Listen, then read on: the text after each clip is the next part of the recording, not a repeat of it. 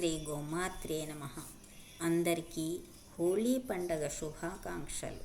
వసంతాగమ ఋతురమ్యే రాజరాజేంద్ర పూజితే పాల్గుణ్యాం పౌర్ణమాస్యాంతు వసంతోత్సవకారిణి.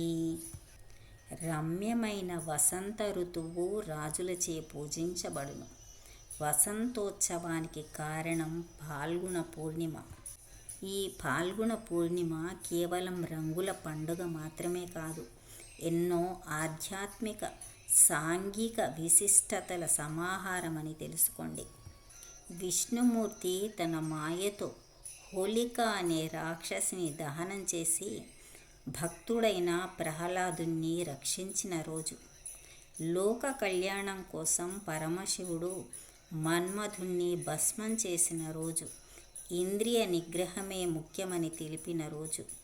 శ్రీరామ విజయం కోసం సీతమ్మ తల్లి అడవి మల్లెలతో, తీగెదార్ మల్లెలతో శివుణ్ణి పూజించిన రమణీయమైన రోజు. త్రిజట మున్నగు రాక్షస స్త్రీలు అమ్మకు సహకరించిన రోజు.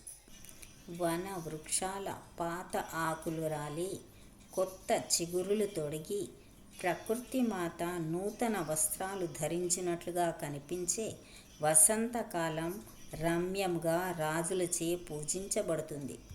రాధాకృష్ణుల ప్రేమకు ప్రతీకగా సాగిన రాసకేలి ఈ రంగుల పండుగ. మనసులోని మాలిన్యాన్ని వదిలించుకునే రోజు. అందరితో సోదర భావాన్ని నింపుతూ జరుపుకునే ఈ హోలీ పండగ మీ జీవితంలో సుఖ శాంతులను నింపాలని కోరుకుంటూ అందరికీ హోలీ పండగ శుభాకాంక్షలు.